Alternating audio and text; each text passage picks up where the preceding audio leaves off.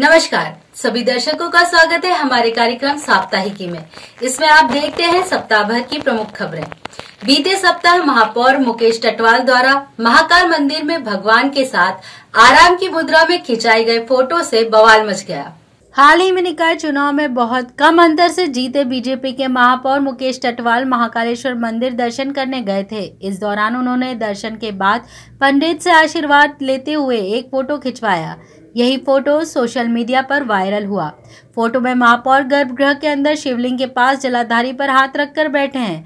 उनकी इस मुद्रा को लेकर पहले सोशल मीडिया पर महापौर ट्रोल होते रहे।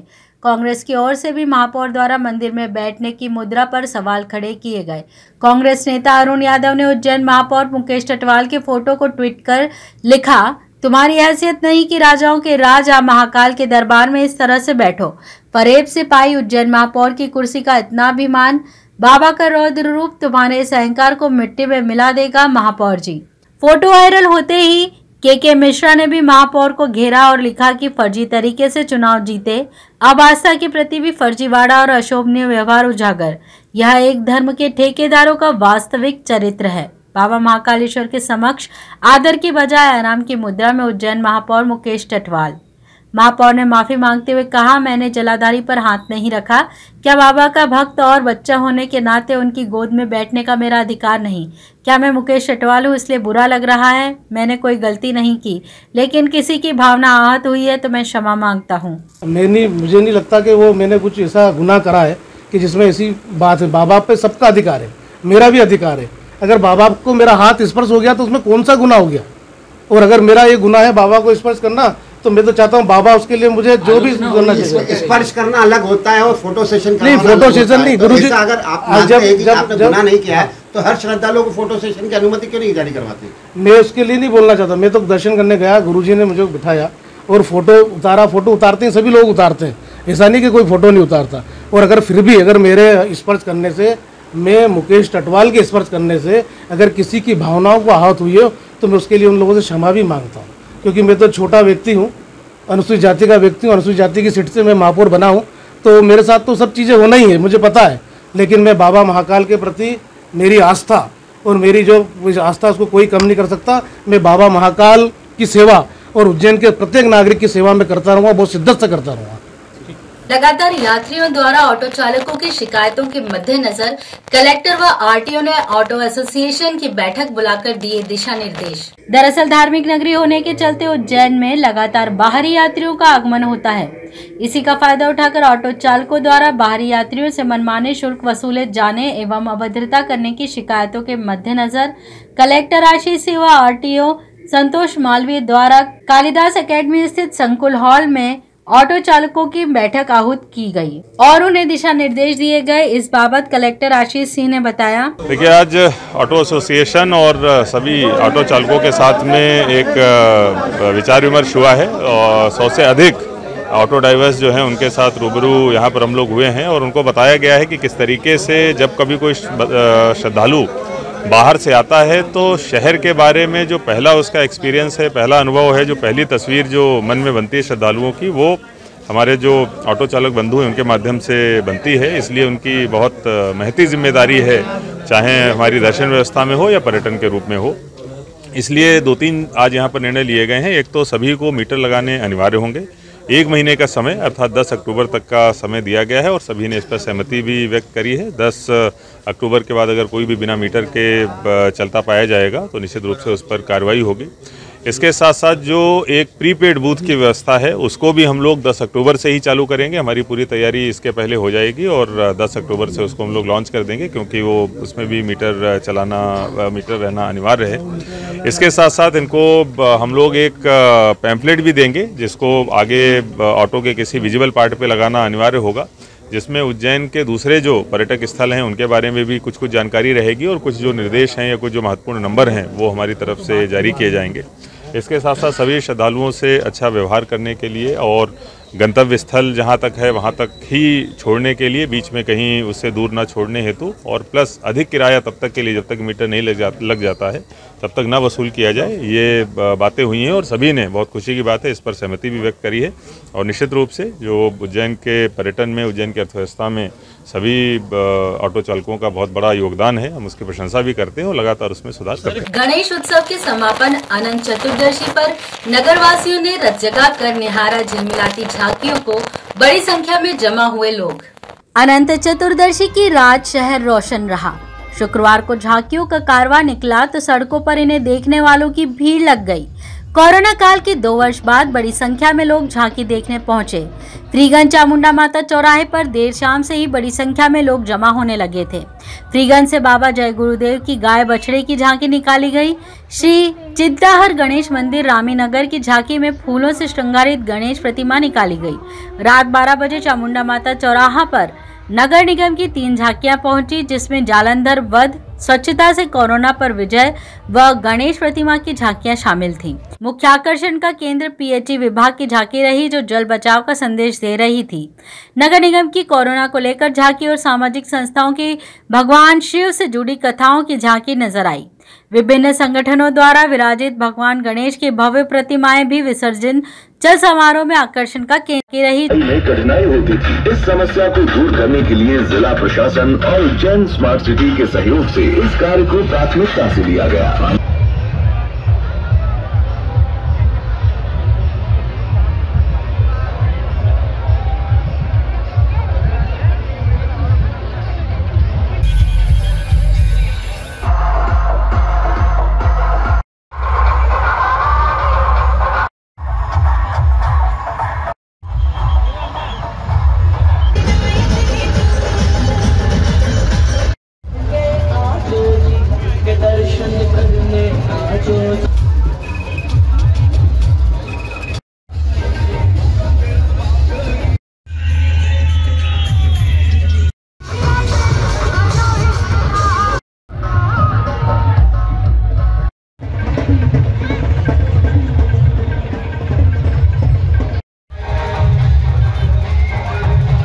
स्पा सेंटर की आड़ में चला रहे थे सेक्स रैकेट। पुलिस ने 7 स्थानों पर कार्यवाही की। 3 स्थानों से पकड़ाए 9 लड़कियां व 12 लड़के। उज्जैन शहर में लंबे समय से स्पा सेंटर की आड़ में चल रही अनैतिक गतिविधियों को लेकर पुलिस ने बड़ी कार्यवाही की। एक साथ 7 स्पा सेंटरों पर दबिश दी गई। इसमें से 3 सेंटरों पर अनैतिक गतिविधियां होना पाई गई। इन सेंटरों पर आपत्तिजनक सामग्री व दवाएं भी बरामद हुई, जो इस बात का प्रूफ है कि स्पा सेंटर्स पर सेक्स रैकेट चलाए जा रहे थे। 7 स्पा सेंटर्स पर 40 पुलिसकर्मियों की टीम ने एक साथ रेड करते हुए इस कार्यवाही को अंजाम दिया। स्पा सेंटर पर कार्यवाही माधवनगर सीएसपी विनोद कुमार मीणा के नेतृत्व में की गई। आजाद नगर स्थित moonlight spa centre, RB zone के पास ओसम स्पा सेंटर व हारफूल वाली गली के पास रिलैक्स स्पा सेंटर पर अनैतिक गतिविधियां पाई गई। तीनों सेंटर्स पर बड़ी मात्रा में आपत्तिजनक सामग्री के साथ दवाइयां भी बरामद हुई। ये दवाइयां ग्राहकों को उपलब्ध करवाई जा रही थी। पुलिस ने तीनों सेंटर से 9 लड़कियां व 12 लड़कों को पकड़ा है, जिन्हें पुलिस ने हिरासत में लिया। पुलिस की इस कार्यवाही से स्पा सेंटर्स में हड़कंप मच गया। सीएसपी विजय कुमार मीणा के मुताबिक 7 में से 4 सेंटरों पर किसी तरह के सबूत नहीं मिले, लिहाजा इन्हें छोड़ दिया गया। 3 जगह पर सबूत मिलने पर कार्यवाही की गई। ये हमको काफ़ी समय से सूचना थी। जो पेरेंट्स होते थे वो भी हमको इस तरीके की सूचना दे रहे थे, जो कोचिंग जाती हैं बच्चियाँ, कि कोचिंग के बगल में काफ़ी ऐसे स्पा सेंटर संचालित किए जाते हैं जो अवैध देह व्यापार का संचालन किया करते हैं। इसके साथ साथ कई सम्मानीय जो सोसाइटी के लोग होते हैं उनसे भी हमको इस चीज़ की सूचना थी। तो उसी के तहत आज हमने टोटल पूरे उज्जैन सिटी के अंदर 7 ऐसे ठिकानों को चिन्हित किया जहां पे इस तरीके की गतिविधि होने की सबसे अधिक संभावना थी। उन 7 ठिकानों पे हमने आज दबिश दी है। उसके अंदर से 3 ऐसे ठिकाने हैं जहां से हमको ऐसी सामग्री मिली है जो इस चीज़ की पुष्टि करती है एज एन एविडेंस कि इस तरीके का व्यापार यहाँ पे अवैध रूप से संचालित किया जाता था। तो उस सिलसिले में हमने उनको थाने पे लेके आए हैं और अभी FIR रजिस्टर कर रहे हैं पीटा एक्ट के तहत। कितने लोगों को लगभग गिरफ्तार किया गया? टोटल अभी जब हमने दबिश दी तो वहाँ पे मैनेजर, ओनर और कुछ कस्टमर्स, लेडी और लड़के ये मिले, तो टोटल 20 के आसपास संख्या है जो 3 स्पा सेंटर्स के अंदर हमको जो लोग मिले हैं। सर कुछ गर्भ निरोधक गोलियां भी मिली, तो कहाँ से लेकर आते थे, कुछ की जानकारी है, कुछ कार्रवाई किस तरीके से? कॉन्ट्रासेप्टिव पिल्स टाइप से हमको इसके अंदर एज एन एविडेंस, जैसा मैं बता रहा था आपको, वो मिला है जिनका स्पा सेंटर के अंदर कोई उपयोग नहीं है। तो वैसी चीज़ें जो इस चीज़ को जाहिर करती है कि इस तरीके की अवैध गति इसके अंदर संचालित की जा रही थी, तो वो भी हमको मिली है। तो पुलिस ने एज एन एविडेंस उसको भी सीज की है। मक्सी रोड विद्युत मंडल के समीप एक शराबी कार चालक ने एक्टिवा सवार परिवार को मारी टक्कर, एक बालक की हुई मृत्यु, 3 हुए घायल। कंचनपुरा मक्सी रोड निवासी मयूर सुनेरे पिता नथुलाल सुनेरे उम्र 28 वर्ष अपनी पत्नी दिव्या सुनेरे उम्र 25 वर्ष और पुत्री 6 वर्षीय गुनगुन एवं 4 वर्षीय दिव्यांशु के साथ देर रात एक्टिवा से अपने ससुराल नीलगंगा चौराहे जा रहे थे। तभी देर रात 1 बजे बिजली घर के सामने मक्सी रोड पर भोपाल पासिंग कार ने एक्टिवा को जोरदार चक्कर मार दी। एक्टिवा वाहन टक्कर के बाद 20 फीट दूर जा गिरा, जबकि कार दुर्घटना के बाद पेड़ से टकराई, जिससे कार के एयरबैग खुल गए। कार का अगला हिस्सा पूरी तरह क्षतिग्रस्त हो गया। दुर्घटना में दिव्यांशु की मौके पर ही मृत्यु हो गई। वहीं मयूर, दिव्या व गुनगुन को घायल अवस्था में जिला अस्पताल में भर्ती कराया गया। बताया जा रहा है कि कार में 2 लोग सवार थे और ड्राइवर ने शराब पी रखी थी। थाना माधवनगर पुलिस ने कायमी कर दिव्यांशु का पोस्टमार्टम कराया। घटना के बाबत वहां मौजूद परिजन राजेंद्र चौधरी ने बताया। गाड़ी वाला बहुत तेज स्पीड से थे, दोनों जने, 2 गाड़ी वाले 2 जने चले थे गाड़ी में, बहुत ज़्यादा पिए हुए थे। जहाँ स्पॉट पे जिसके घर के सामने एक्सीडेंट हुआ उन्होंने बताया हमको, तो हम स्पॉट पे थे नहीं। उन्होंने बताया वो बहुत पिए हुए थे और बच्चे को बहुत डर था, बहुत दूर तक घसीटते हुए ले गए, बच्चे बोनट पे गिर गए थे, घसीटते हुए ले गए और बहुत जम के टक्कर हुई और भाग गए वो। अखिल भारतीय कालिदास समारोह स्थानीय समिति की बैठक में पहुंची संस्कृति मंत्री उषा ठाकुर, पत्रकारों से भी कई मुद्दों पर की चर्चा। अखिल भारतीय कालिदास समारोह को लेकर कालिदास संस्कृत अकेडमी में संस्कृति मंत्री उषा ठाकुर की उपस्थिति में स्थानीय समिति की बैठक संपन्न हुई। बैठक में महापौर मुकेश टटवाल, विक्रम विश्वविद्यालय के कुलपति डॉक्टर अखिलेश कुमार पांडे, कलेक्टर आशीष सिंह, निगम सभापति कलावती यादव की उपस्थिति में समारोह को भव्यता देने के लिए चर्चा व सुझाव आमंत्रित किए गए। मंत्री उषा ठाकुर ने कहा कि हम महामहिम राष्ट्रपति को भी समारोह के आतिथ्य के लिए निमंत्रित करने का प्रयास करेंगे। मंत्री उषा ठाकुर ने समारोह के अतिरिक्त पत्रकारों से कई मुद्दों पर चर्चा की। संपूर्ण भारतवर्ष और भारतीय संस्कृति का गौरव है कवि कुलगुरु कालिदास जी। उनका समारोह पूरी भव्यता के साथ मनाया जाए, इसी बात की चिंता को लेकर आज बैठक आयोजित की थी और सभी के सुझाव और हर व्यक्ति की सहभागिता, इसके लिए सभी को तैयार करेंगे, सबके साथ मिलकर विराट कार्यक्रम। महामहिम राष्ट्रपति जी को भी बुलाने के जी, महामहिम राष्ट्रपति जी को इस कार्यक्रम में अवश्य आमंत्रित करने जाएंगे और वो जो समय देंगी उसके मुताबिक कार्यक्रम रहेगा। महाकाल मंदिर में लगातार अनियमितताएं सामने आ रही हैं, क्योंकि आप संस्कृति मंत्री हैं, कभी कर्मचारी तो कभी पुजारी जो है कि अवैध जो है कि उगाई करते हुए नजर आते हैं और कभी कुछ होता है। किस तरीके से कुछ कोड ऑफ कंडक्ट इसमें लागू किया जाए, कोई आचार संहिता इसकी बनाई जाएगी क्या? बिल्कुल इसकी आचार संहिता बनाएंगे और सबके साथ बैठ के बात करके। एक तो भगवान के दरबार में सब समान, कोई वीआईपी कल्चर नहीं होना चाहिए, सब समान भाव से जाएं, दर्शन करके आए, क्योंकि वो आध्यात्मिक साधना का केंद्र है।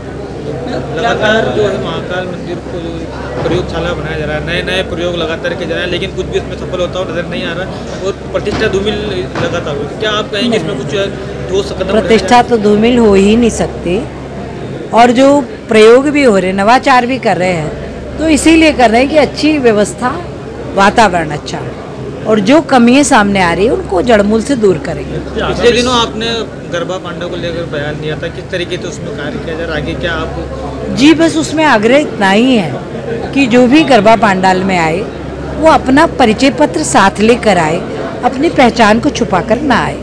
कोई कार्रवाई इसमें अगर कोई पकड़ा जाता है तो कुछ कार्रवाई दिशा निर्देश? जी वो आयोजक लोग सब उनको पकड़ेंगे और उन पे कार्यवाही करेंगे। मानवाधिकार आयोग की 3 सदस्यीय टीम ने किया वन स्टॉप सेंटर का निरीक्षण, कहा लीगल एक्ट की व्यवस्था हो। मंगलवार को मानवाधिकार आयोग की 3 सदस्यीय टीम भोपाल से उज्जैन पहुंची। यहां उन्होंने कुछ आंगनवाड़ियों के साथ वेदनगर स्थित वन स्टॉप सेंटर का भी निरीक्षण किया। टीम में आयोग के अध्यक्ष चीफ जस्टिस नरेंद्र कुमार जैन के साथ 2 सदस्य सरबजीत सिंह और मनोहर ममतानी भी उपस्थित थे। वन स्टॉप सेंटर पर निरीक्षण के दौरान टीम ने वर्तमान में चल रहे प्रकरणों की जानकारी ली एवं सेंटर पर रहने वाली महिलाओं की सुविधाओं के बारे में पूछताछ की। निरीक्षण के बाद मानव अधिकार आयोग सदस्य मनोहर ममतानी ने बताया कि वन स्टॉप सेंटर पर महिलाओं को दी जाने वाली विधिक सहायता के लिए सेंटर पर ही लीगल टीम मौजूद होनी चाहिए, जो कि फिलहाल उपलब्ध नहीं हो पा रही है। सेंटर के कर्मचारी ही प्रतिवेदन बनाकर कोर्ट तक पहुंचा रहे हैं। साथ ही महिलाओं को कोर्ट तक जाना पड़ता है, जिससे समस्या होती है। वन स्टॉप सेंटर पर ही लीगल एक्ट की सुविधा भी मौजूद होना चाहिए। उज्जैन का आज निरीक्षण किया गया हम सभी के द्वारा।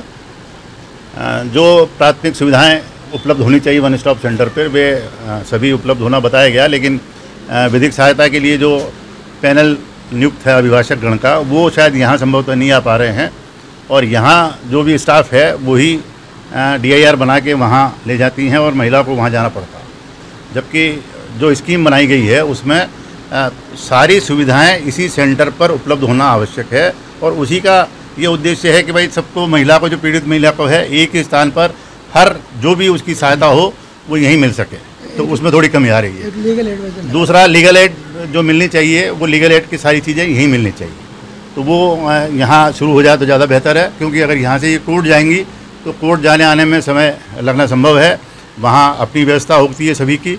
यहाँ विशेषतः उसी काम के लिए यदि कोई लीगल सहायता उपलब्ध करवाई जाएगी तो उसका निराकरण, सुनवाई जल्दी हो सकना संभव है। धन्वंतरी आयुर्वेदिक कॉलेज का बाबू 5,000 रुपए की रिश्वत लेते हुए रंगे हाथों हुआ गिरफ्तार। अनुग्रह राशि के लिए मांगी थी घूस। शासकीय धन्वंतरी आयुर्वेदिक कॉलेज में ब्रजेश धाकड़ सहायक ग्रेड 3 के पद पर पदस्थ हैं। शिकायतकर्ता जीवन श्रीवास्तव के ससुर संतोष श्रीवास्तव की मृत्यु 2019 में हुई थी, जो उज्जैन के आयुर्वेदिक कॉलेज में वार्ड बॉय थे। संतोष श्रीवास्तव की 50,000 की अनुग्रह राशि निकालने के लिए दामाद जीवन पिछले 6 महीनों से चक्कर काट रहे हैं। आरोपी बाबू ब्रजेश धाकड़ उसे लगातार टाल रहे थे। 2 दिन पहले धाकड़ ने 5,000 रुपए मांगे, जिसकी शिकायत फरियादी ने लोकायुक्त में की, जिसके बाद मंगलवार दोपहर ब्रजेश धाकड़ को 5,000 की रिश्वत लेते रंगे हाथों पकड़ा गया। ट्रैप की कार्रवाई लोकायुक्त TI बसंत श्रीवास्तव की अगुवाई में की गई। इस बाबत फरियादी जीवन श्रीवास्तव और लोकायुक्त TI बसंत श्रीवास्तव ने बताया। सर, मेरे ससुर जी है संतोष श्रीवास्तव, 2019 में डेट हो गई थी उनकी। हमने केस लगाया था, कोर्ट से भी करवाया। उसके बाद हमने सर काफ़ी टाइम से बोल रखा था सर पैसे के लिए। तो सर बोलते बोलो हो जाएगा, आपका काम चल रहा है। तो मैंने कहा सर कितना समय लगा? बोलो आगे से प्रोसेस चल रही। सर कोर्ट से भी मंजूर करवा लिया। कोर्ट से मंजूर करवाने के बावजूद भी सर बोलते कहाँ करवा देंगे, आपका काम हो जाएगा। तो फिर हमने कहा सर जिस दिन शांत हो तो उसी दिन मिलते 50,000। तो वो भी बोले मिल जाएगी, आपके मिल जाए। फिर फॉर्म पे हमने साइन करवाया। साइन करवाने के बाद फिर हमने बातचीत करी इनसे। मेरे साड़ू भाई से बातचीत करते, मेरे से नहीं करते। क्योंकि जो भी काम मेरे से बोलो ना, फिर साड़ू भाई द्वारा फिर बातचीत हुई। फिर मैं ऑफिस में आके कल मिला तो मेरे से बोलते हैं कि पैसे निकलाने के लिए 5,000 रुपये लगेंगे। मैंने कहा सर मेरे पास अभी तो व्यवस्था नहीं, कल बोल रहा था व्यवस्था करके। तो इसलिए मैं आज व्यवस्था करके 5,000 रुपये लाया। लोकायुक्त में कब शिकायत की आपने? फिर किस तरह के इनको ट्रेस किया यहाँ? सर कल की मैंने लोकायुक्त में शिकायत, और आज लेके आया सर पेमेंट। कितने लाख का मामला था सर? ये टोटल कोर्ट से मंजूर हुआ 4,22,000 का। उसमें कितने 50,000 रुपये अभी निकालना था सर? इसमें से 1.25 लाख रुपये तो 62 तो मिल चुके हैं। अभी 50,000 के लिए हमने वो बोला था सर कि जो मिलते हैं वो हमारे को निकला दीजिए। तो बोलते हैं कि सर उसको निकलाने के लिए मेरे को पैसा चाहिए, बोले 5,000 रुपये लगेगा। ये आवेदक जीवन श्रीवास्तव हैं, ये इंदौर के रहने वाले हैं। इनके ससुर का देहांत हो गया था 2019 में, 27/4/2019 को। तो ये वार्ड बॉय थे आयुर्वेदिक कॉलेज उज्जैन में। तो इनका जो अनुग्रह अनुदान राशि जो मृत्यु के तुरंत बाद दी जाती है 50,000 रुपये, उसको स्वीकृत करने के लिए जो वहाँ के बाबू थे ब्रजेश धाकड़, उनके द्वारा 5,000 रुपये की रिश्वत की मांग की गई थी। जिस पर से उनने पुलिस अधीक्षक लोकायुक्त उज्जैन को 12 तारीख को एक कंप्लेन किया, जिसका सत्यापन मुझ निरीक्षक बसंत श्रीवास्तव के द्वारा कराया गया। जिस पर सत्यापन पर कार्रवाई एलिगेशन सही पाए जाने पर आज एक ट्रैप का कार्य प्लान किया गया, और आज खाक चौक पर ब्रजेश धाकड़ सहायक ग्रेड 3 को 5,000 रुपये की रिश्वत लेते हुए रंगे हाथों पकड़ा है। उनके विरुद्ध अभी कार्रवाई जारी है। राहुल गांधी की भारत जोड़ो यात्रा का आगमन नवंबर में संभावित है। इसी के मद्देनजर शहर कांग्रेस द्वारा की गई यात्रा की रिहर्सल उज्जैन अल्पसंख्यक विभाग के शहर अध्यक्ष माजिद लाला के नेतृत्व में कांग्रेसियों ने प्रियदर्शनी चौराहे स्थित इंदिरा गांधी की मूर्ति पर माल्यार्पण कर भारत जोड़ो यात्रा निकाली। यात्रा टावर चौराहा से शहीद पार्क होते हुए घास मंडी चौराहा स्थित अम्बेडकर भवन पर समाप्त हुई। यात्रा में कांग्रेस अल्पसंख्यक विभाग के प्रदेश अध्यक्ष शेख अलीम भी सम्मिलित हुए। अम्बेडकर भवन पहुंचकर शेख अलीम ने स्थानीय पदाधिकारियों और कार्यकर्ताओं के साथ राहुल गांधी की भारत जोड़ो यात्रा के तहत उज्जैन से गुजरने की रूपरेखा पर चर्चा की। जब शेख अलीम से भाजपा द्वारा राहुल गांधी की टी शर्ट, जूते और एसी कंटेनर पर आपत्ति जताने वाला सवाल पूछा गया तो जवाब में उन्होंने कहा कि देश के प्रधानमंत्री लाखों रुपए का सूट पहन रहे हैं और कभी एक सूट तो दोबारा पहनते ही नहीं। राहुल गांधी ने एक अच्छी शुरुआत की है जिसका उन्हें काफी जन समर्थन मिल रहा है। आज जो उज्जैन का प्रवास है हमारा, ये भारत जोड़ो यात्रा जो हमारे राष्ट्रीय उपाध्यक्ष राहुल जी के नेतृत्व में पूरे देश में निकाली जा रही है। एक यात्रा 1942 में भारत छोड़ो महात्मा गांधी जी ने निकाली थी, तो दूसरी यात्रा हमारे आदरणीय राहुल जी जो भारत जोड़ो यात्रा, आज हम देख रहे हैं कि हमारा देश, एक ऐसी पार्टी हमारे देश में सत्ता में आ गई है जिसका काम सिर्फ लोगों को विभाजित करना, कभी भाषा के नाम पे, कभी धर्म के नाम पे। पूरी तरह से आज हम देख रहे हैं कि देश में चाहे छात्र हो, चाहे किसान हो, चाहे व्यापारी हो, हर व्यक्ति परेशान है और नए नए कानून इस तरीके के आ रहे हैं जो कभी किसानों के लिए सरदर्द हो रहे हैं, कभी व्यापारियों के लिए हो रहे हैं, कभी बेरोजगार छात्रों के लिए हो रहे हैं, तो कभी हिंदू मुस्लिम में खाई बनाने का आ रहा है। उसके लिए हमारे आदरणीय राहुल जी के नेतृत्व में यात्रा निकली है, भारत जोड़ो यात्रा, और उसको व्यापक समर्थन पूरे देश में मिल रहा है। अभी केरल में यात्रा है और ये यात्रा इंदौर, महू, उज्जैन, आगर, खंडवा, बरहानपुर मध्य प्रदेश में आएगी। उसी की तैयारियों के संबंध में आज हम यहाँ हमारे उज्जैन के सभी साथियों से इस मुलाकात के संबंध में आए तो, और प्रतीकात्मक रूप पर हमने आज यहाँ पर भारत जोड़ो यात्रा भी निकाली है और उसका व्यापक समर्थन यहाँ मिल रहा है और हमारे राहुल जी आएंगे और ऐतिहासिक समर्थन मिलेगा।